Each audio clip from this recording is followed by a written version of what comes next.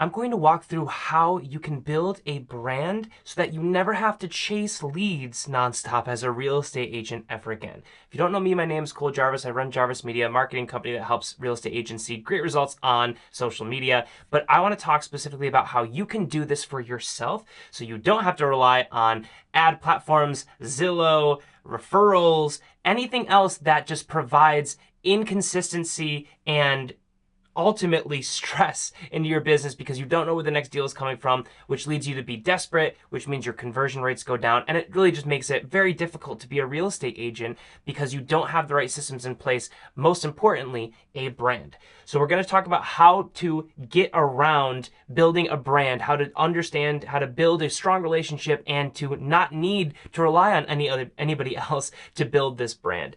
And so the first thing we need to do when understanding how we can build a brand as a real estate agent so that we don't need to just constantly rely on leads and the quality of leads and on all of that annoying stuff that most real estate agents deal with is, one, we need to understand what is a brand. And the best way to understand this is really just that it's an association. A lot of smart people explain this a lot better than I do, but it's basically an association between two things or multiple things, right? So basically, it's like if we have a cookie company and we associate them as being a really cheap, cardboardy, not that great, there's a brand there. We're associating this with a bad experience, a non-tasty cookie, right? Meanwhile, if we have an amazing cookie that is warm, it's got chocolate chips that are gooey, it's like it's just an amazing experience. It feels like an awesome like cheat day, and like you can't wait to be able to have that. Then that's a great experience. That's a great association with that brand of cookie. Now, as a real estate agent, it's really the exact same thing. Do we want to set ourselves up as being a used car salesman style real estate agent who's just constantly reaching out and berating leads to work with them, and that the top producer, or even an arrogant one who just says, I'm the best, everyone, no one's as good as me, I'm the top producing agent, which is always very funny because like 100 agents in every market say that they're the top producing agent, which just mathematically can't happen. Or do we want to come across as somebody who is low pressure, as somebody who's very knowledgeable and really just cares about giving their client the best experience so that they can buy or sell a house? Competency, compassion, these things are what we want to associate with our real estate brand. And that is what's going to ultimately drive us to get better business, because we'll be trustworthy. We'll build a relationship that exudes trust and confidence in our clients. So we don't have to berate them with trying to sell them on working with us. They are coming to us because they understand the brand and they have a good association with it. So a brand is just an association between two or more things. Now, what also we need to talk about is on social media specifically, because we want to talk about how to build a brand, and these concepts apply to other mediums, but social media is by far the platform I'm the most experienced in, and also the platform that I think is the best for building a brand, mostly because it's free, but also because of all the data and the power that social media has in today's day and age. So specifically, a brand is just an association between things. Now, on social media, specifically in terms of what we're looking to accomplish with this, which is building a brand that attracts clients to us, is we want to understand that it's really about building a relationship between us and our audience, right? So this is all about the relationship between us and our audience. And basically what they can expect from us, why they would want to work with us, why we stand out, and all of that good stuff. So that is what a brand is in a nutshell. Now, we need to also understand, how does it actually help us, right? So how does having a good brand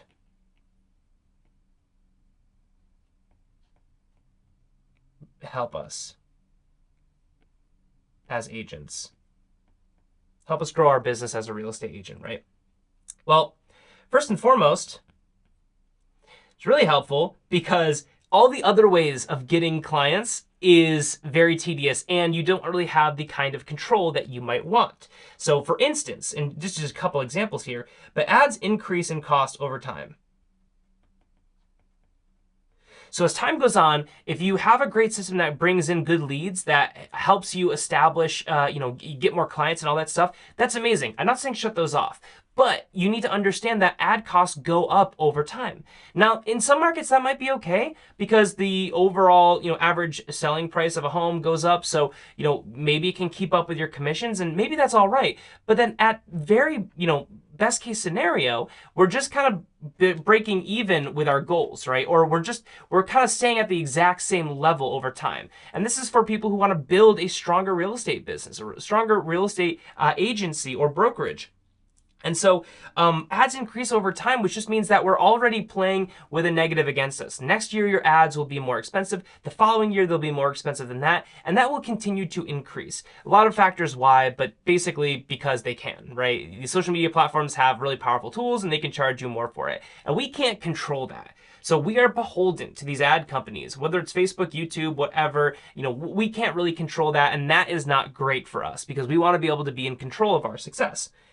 And which really brings me to my next point, which is really just that platforms change and die.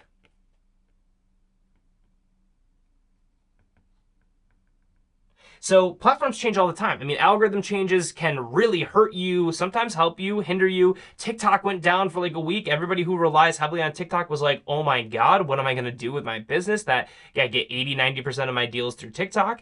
But then also different platforms have different rules and regulations. If Zillow went down tomorrow, think how many agents would be completely shit out of luck because they rely all their business through paying Zillow for leads, right? And all it takes is one company like Zillow or Realtor.com or whatever to have some kind of huge issue or get flagged for, monopolistic tendencies or to just do something wrong, and then everything changes. I mean, look at just the NAR suit. It's kind of a different thing, but how did that disrupt the real estate market dramatically? And we had no control over that, right? Suddenly we have to do business in a completely different way, and it changes what we can expect, our livelihood, and that's unpredictable. And like, again, the NAR thing, not that we could really avoid that too much as a, real estate agent, as a realtor, but there are a lot of things that we can control, and one is reducing our dependency on these sorts of platforms.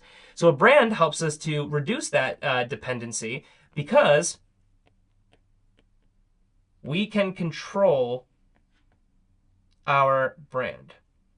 And now you may ask, like, okay, cool. Well, but Cole, if I build an audience on Instagram or YouTube or whatever, what happens if like that platform goes down or things change? And that is true. And there's always going to be some factor of these different tools that we use. But a really important thing to understand, again, is that on social media, our brand is not the amount of followers we have. It's not the amount of views we get. It's not, our brand logo. It's not our colors. It's not the font and the typography that we use. None of that stuff matters. It can help people remember you, but none of that stuff really is your brand. Your brand is your relationship between you and your audience. And what's cool is that we don't need to be on one platform alone to have that relationship. We actually don't need to be on any platform at all. They just allow us to do this at scale and a little bit easier. So what's nice about this, it's like if Ryan Serhant somehow got taken off of Facebook, he'd be fine.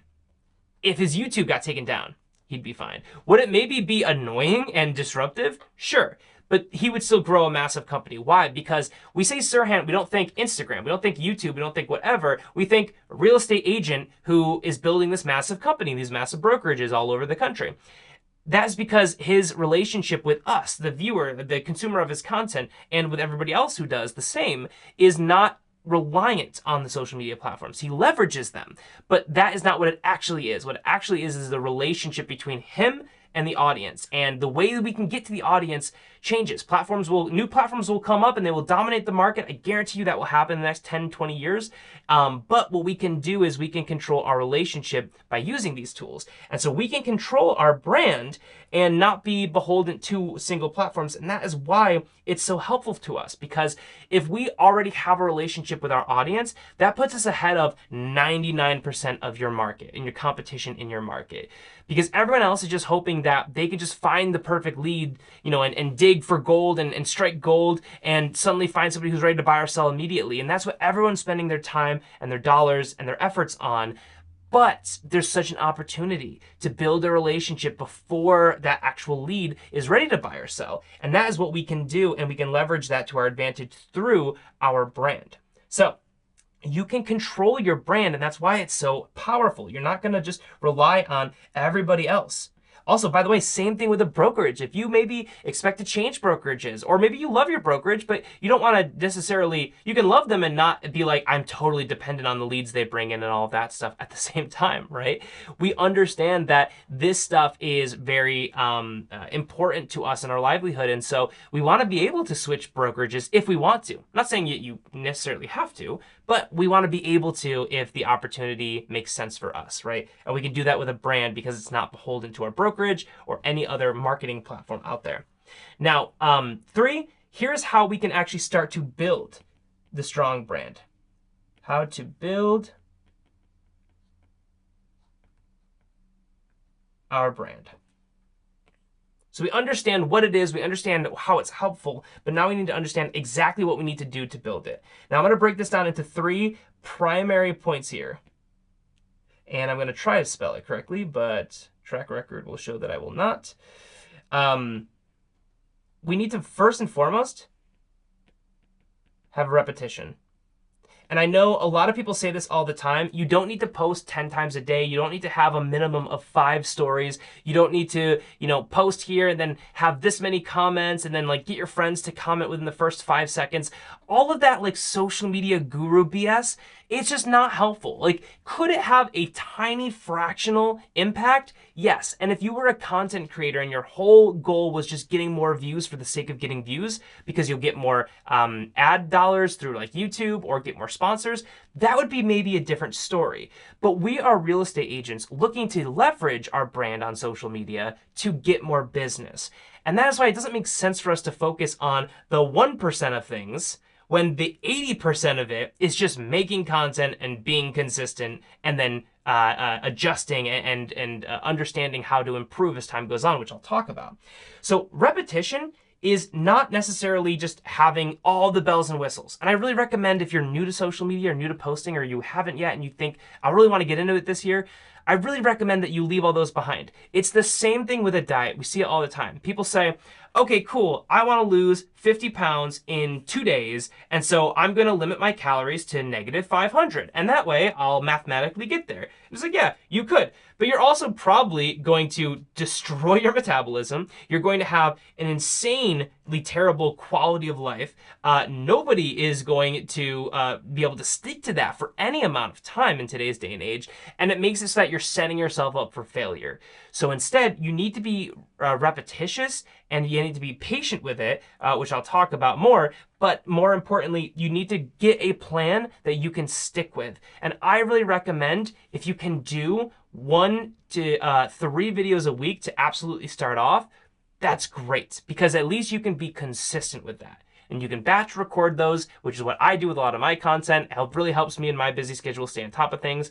But you have the time because listen, at the end of the day, like look at Ryan Serhant, for example, and just the first idea that person that comes to mind constantly. He is busier than all of us. He has a bigger company. He's doing more transactions. He also has a family, so people with a family can't use that as an excuse. You can try and straw man arguments as to why maybe he's better off or whatever, but at the end of the day, it's just that he is doing things that other people aren't. And if you want to have similar results, you need to do the similar things to get those similar results. And so you need to be repetitious like Serhant is, because if you look, they never skip a beat. They always have content. He has a team, but listen, he was doing that when he had a much smaller team or when he didn't have any team at all. And you can do this because you have the same inputs, the same available time as Ryan Serhant does, which is 24 hours in a day. We're all beholden to that, right? There's nothing we can change about that. So we can be repetitious, but, be honest with yourself about commitment. I don't know if there's 2 T's in commitment or 3 T's in commitment, but just bear with me. So you need to be honest with yourself. I don't really know what that said. Be honest about commitment, not chat. Sometimes the auto spelling on this really kind of screws me over here. But we have to be honest with our commitment. So I always say like 1 to 3 posts per week are great. Now, I really recommend short form content because it leverages really well into longer form. It's also much easier to record. It's just a lower barrier to entry, and you can build the habit of making content. And then you can also use the different kinds of content that you're posting there to see what is resonating. You can test out like 5, 6 different topics, and then whatever one's performing best, make a long video about that. And that's a great way to go about it. So just be honest, 1 to 3 posts per week is great. Ideally, honestly, you could be posting, 2 times per day. And I would say those are like 2 videos per day. Now, the real trick about repetition, though, about this content, is that you can't really post too much. You can only be too boring, because your content's never going to get served to every single person, in your followers. It's never going to get served to every single person in your audience. Even your best content's never going to do that. So, you don't have to worry about putting too much in there, because it's not like you're going to overload the system. Like, I can't tell you how many times I've talked to real estate agents that are like, I don't want to come off too many times and be obnoxious. I'm like, listen, dude, that's never going to happen, right? The algorithms, first of all, don't want that to happen, so they won't allow it. But also, too, like, we're trying to get you to post like a minimum, and you're like, hey man, like, this is too much. And it's like, dude, you are looking at all your content, but you are a blip on the radar of the average person in your market, especially because I recommend making content that is value driven, purposeful, and that kind of content will establish you as a good real estate agent. We're not trying to make trendy reels and like these different like dances and all that stuff. Like, that'll get you a lot of views, but it's not what we want to do and build a strong brand as a real estate agent. If you're a content creator, again, different story. But for most agents out there, I do not recommend that. Talk about content that's actually helpful for your audience. And then, yeah, of course, be repetitious with the amount of stuff you're doing, the amount of posts you're doing per week, the amount of weeks you stay on top of it, the amount of months you stay on top of it. And also, you also want to be repetitious with your value. And that just means that every video, there needs to be something of value to the audience. And when we say value, it's really easy for us to naturally just be like, oh, I'll talk about interest rates. Or, oh, I'll talk about like different markets. And it's not that that can't be valuable. It's that there's nothing original. It's that it's not hard for somebody to, if somebody's really curious about interest rates, they're going to Google it and then it's going to be over. What you can do as a real estate agent with experience in your market is you can say, hey, listen, if you're thinking about buying or selling a house, I guarantee you probably haven't thought about this thing. And here's why it's important and how you can set yourself up for progress. And that's great because people, when they're buying or selling a house, even if they've done it before, there's all the little things that they don't know about or they forget about or they need to be reminded about. And you see this on a day-to-day basis. So you are positioned in a way that you can help them.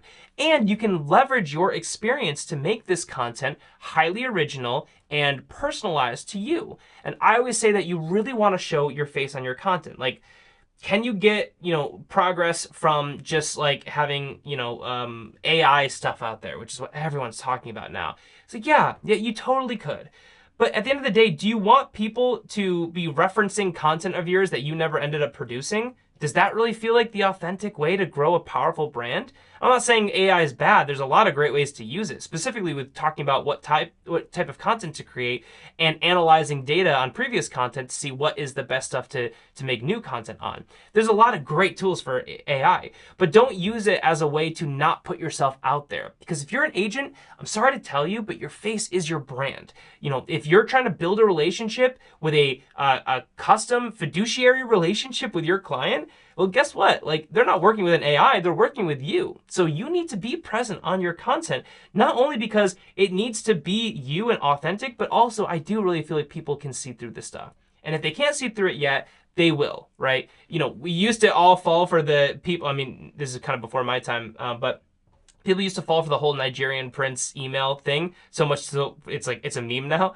But now everyone knows it. Everyone can see past it, right? Because we evolve and we understand this content. And I think AI will be the same thing. I always bank on the fact that people will evolve and they will grow into the tools that are being used and it will become, standard knowledge for people. So don't try to do cheat codes here. Just make video content. You talking to the camera. It doesn't have to be perfect. It just has to be you. that is where you're going to build your brand. Like, you can't build a brand around you as a person if you don't show yourself as a person on your content. And so that's why it's so massively important there. So you need to be repetitious with your value. And I always, again, recommend answering the questions that people don't even know that they have yet, providing insight. Let's see. Geez, I can never, talking about the unknown unknowns. That's what that says there. And not that you can read it. Providing value, talking about the unknown unknowns, the thing they don't know to even ask about because they don't know real estate as well as you do. Your experiences is amazing. Your preferences too, because people, like, at the end of the day, like, you can tell them everything that on paper that makes sense, but people want to hear perspective, right? Like, when I bought my home, I looked around and I was like, what would you do, Mr. Real Estate Agent? What would you do, Mr. The person, the general contractor who went through and did my inspection of the house? I'm like, well, is this a concern for you? Is this a concern for whatever?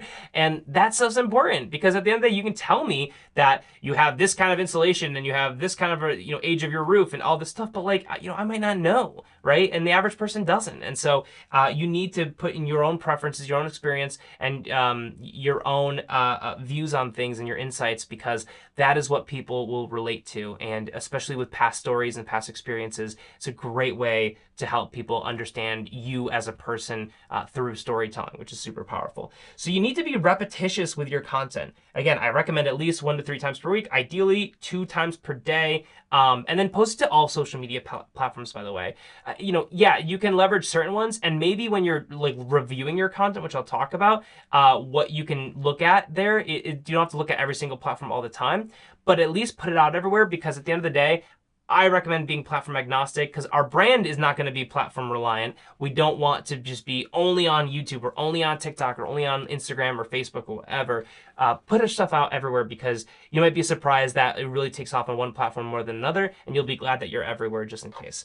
So repetition is massive. Now, we also need to see what works. And this is so cool. I talk about this in previous videos, but social media provides insights that companies used to sell to businesses for hundreds of thousands of dollars like 20 years ago. And we get all this information for free. It's insane how underutilized this stuff is. But we can see what works in terms of reach, which is the number of individuals who see your content.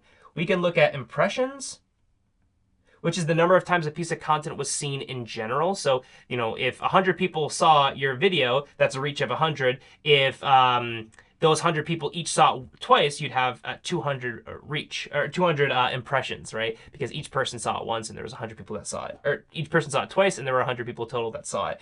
So that's the impressions, are the number of times total the video has been seen. You have retention rates. Retention's massive for looking at video views, because if somebody's watching 80-90% of a video, that's a really great product market fit. Essentially, your video got in front of somebody who's really interested in exactly what you were talking about. It can also tell you maybe you're rambling too much, something I do a ton. If I'm getting low retention on my videos, I'm like, maybe I need to get to the meat and potatoes of this faster, right? And provide value faster. It's not just about providing value, it's about providing quick, fast value. And really strong value, and as much value per second as possible. And that's really important, because remember, the next piece of content is always a swipe away for people. So keep that in mind. You're not competing against other real estate agents on social media. You're competing against every other brand in the world on social media, which makes it a little intimidating, but that's why we need to be niche. We need to be personal. We need to use our competitive advantage, which is our personal brand, that other people don't have.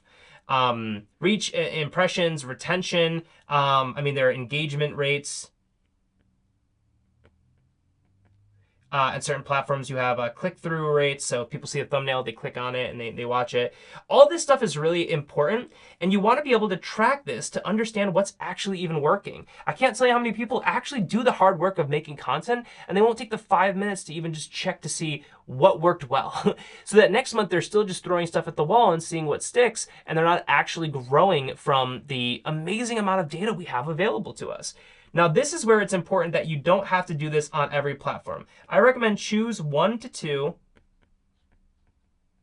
platforms, ideally the platforms that you're most familiar with, and use the insights or the analytics, same basic thing, from that platform or from those 2 platforms to make your decisions. Because really at the end of the day, it's like our audience is on any one of these platforms, and usually mostly all of those platforms when we're talking about Facebook, Instagram, YouTube, TikTok, LinkedIn, whatever. And so what we really want to do is we want to show up everywhere and just use a couple of those different platforms to track our data there. Because if you do every single platform, it can get a little bit obnoxious. It can be tough to read if a video did really, really well on Instagram, but not as well on YouTube. And you're like, okay, is it good or is it bad? That's why you just pick the platforms that you're most comfortable with, ideally 1 or 2, and then just use that as your frame of reference to constantly improve. Because the algorithms all work the same. The average users on the platforms are generally the same. Our content is the thing that gets in front of the people who are actually buyers or sellers, not necessarily just the average person out there who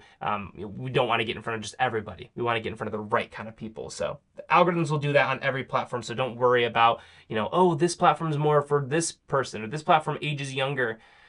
Again, all that stuff maybe affects 1%, but let's focus on the 80, not the 1. So choose 1 or 2 platforms and then use that data to improve, I'll say month over month. Because really at the end of the day, it's like, you just want to make sure that you're constantly growing there. And if you're not using this data, then you're going to get outpaced by people who are going to use this kind of data. If you talk about 5 different things and topic 1 and 2 just perform way better than topic 3, 4, 5, double down on topic 1 and 2, right? And I'm not using specific examples because everyone's going to be different, but you need to understand, you need to start from somewhere. So just start, and then you can start to see and be directionally correct. Talk about a bunch of things, find the things that people are interested in, double down on that, and be repetitious with that and see what works. And that way you'll get better and better. And then lastly, and I already talked about this before, but you need to be patient. Building a brand is something that takes time. Like, you're not going to build an insane brand overnight. Now, what's really cool about this is if you do it right, you can explode on platforms overnight. A great example of this is Jennifer Aniston. She joined Instagram really late to the game. I think it was like 5 or maybe even 10 years ago now, which was very late to the game for like most like celebrities out there. Probably wasn't 10 years ago. It was probably more like 5 years ago. And she joined on Instagram, and guess what? She instantly became one of the biggest accounts on that platform in like, a month or something, probably like a week or something, because she already had a brand. She was just leveraging the platform and just decided, oh, now I'm going to get on there, and then immediately took off, right? Because she's not growing a new brand. She has an amazing brand already, and then she just jumped on a platform and then suddenly got all these followers. They're not really new followers. They're all people who have already known Jennifer Aniston and already were interested in her. They just decided to click the follow button on a particular platform. So that's another great example that your brand is not dependent on the platform. We use those to get them, but that doesn't mean that the brand is reliant on that platform, right? It will live on beyond that, and that's why it's great to be platform agnostic and just be everywhere. But be patient, because if you're doing this for the first time, it takes a lot of time, it takes a lot of effort, and you just have to understand that like you're not going to get millions of views on your videos necessarily, and that's okay, because guess what? There's not millions of buyers or sellers in every market. And if there are, you might be in a super competitive market, so you have to be conscious of the fact that there are other, people who are going to take up some of that market, market power, which is okay. But you have to be patient, and you have to know that just because you're not getting a lot of followers does not mean you're not actually growing your brand, which is, again, the relationship between you and your audience. So even if they're not following, even if they're not viewing every video, if they're viewing some of your content and you show up every once in a while for them, that is building the relationship. Doesn't matter if they follow, doesn't matter if they comment, doesn't matter if they view everything. But if they watch some of your content and they remember you and they come back every once in a while, that is furthering the relationship. So that is why it's so important to be patient here. Now, let's double down on how this specifically helps realtors, because I think it's really important to understand a lot of what we talked about is beneficial for a lot of different companies, but why specifically this is really helpful for real estate agents is because it is really interesting because it's really massive. I think it's such an undertapped opportunity for real estate agents out there. But first of all, what's really cool about real estate is not a lot of traction is needed for outsized results. This is what's so funny about social media. Like if you were just like selling t-shirts or something, then like, yeah, you need millions of sales to make it make sense, right? Your profit margins are really thin. It's a commodity. It's really tough. But in real estate, not only is, because it's such a high commissioned, low volume industry, not only does a little bit of traction go a long way, but also it has this insane compounding effect. And I'll talk more about this in a sec, but like, if you get a buyer or seller to work with you and you deliver a great experience, it's not like that transaction is just done. First of all, we don't need a lot of those transactions to make an insane income, right? Like if in most markets, like the average home price is like $350,000 to $400,000 in the United States, right? A lot of markets way beyond that. But if you're working with an average real estate or a client of yours, if you provide a great experience, you're going to get a big commission check, big relative to other commissioned industries, right? But also, one, we can't work with that many people anyway, right? We're very limited to how many people we can max work with in this industry. And yes, you can build a team, or if you have a team, you have a higher capacity, of course, but that still takes time. That takes time and effort to build that relationship, to build that team, and ultimately, at any one point, we have a very clear max capacity before either we just can't work with more people, or we try to and we provide a subpar result, which is something I don't recommend, of course. So it doesn't take long to really cap out in your potential, and then you have to like focus on the other problems of building a business, right? But also too, you have this insane compounding effect where you have a real estate client who buys or sells a home, you do a great job, and guess what? Now there's somebody who can refer you business.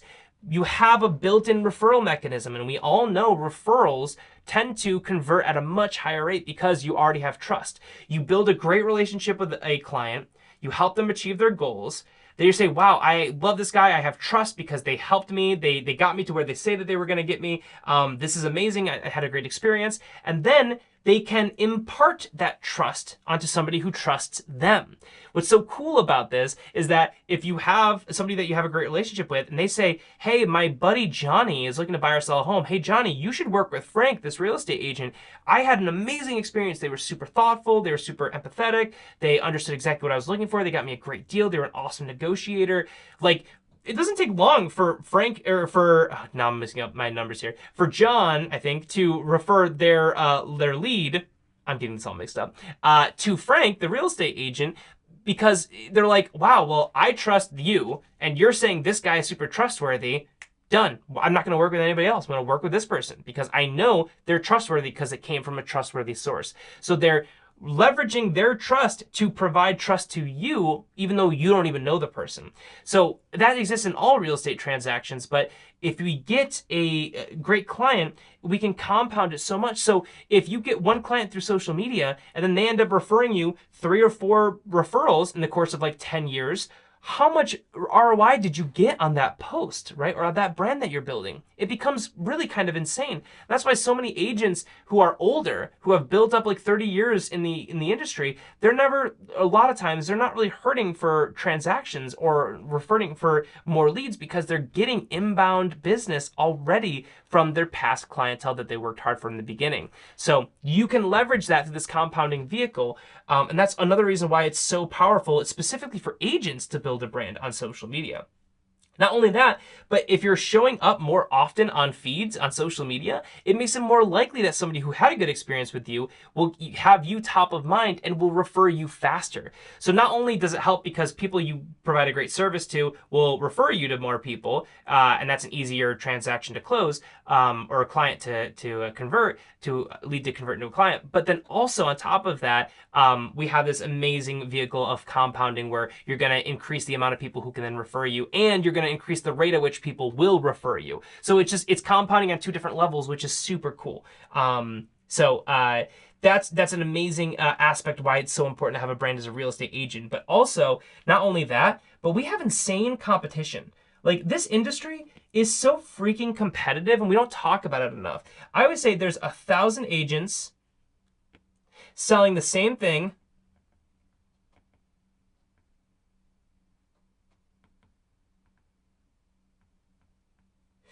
for the same price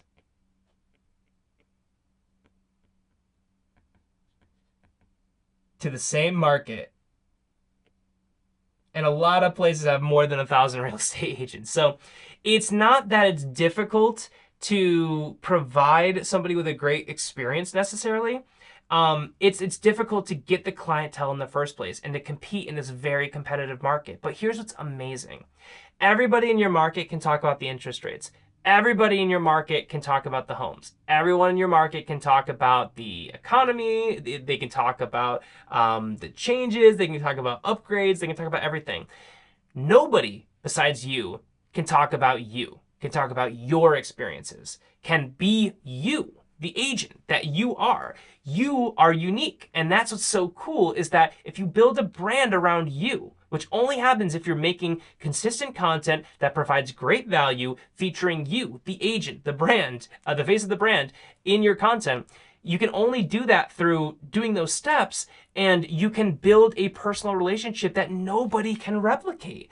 Nobody can copy that, right? You can't have Jane try and be John because they're two separate people. So nobody can just take your ideas. And it's so funny. People are like, oh, they're going to steal my idea. Dude, go to Google. Google's got all the ideas already. You're not coming to your market like way beyond everybody else because you're talking about the newest interest rates. It's like, dude, everyone's heard it a billion times before. And if they haven't, they can find it from a billion other sources. But what nobody can do is be you. And so it's so important to leverage a brand because it doesn't take a lot to see crazy results, and it's not hard to do because you're just being you. You just have to show up, be repetitious, and then also look at what's working and double down on that and forget the stuff that's not working. And that is ultimately how you can build a super powerful brand on social media.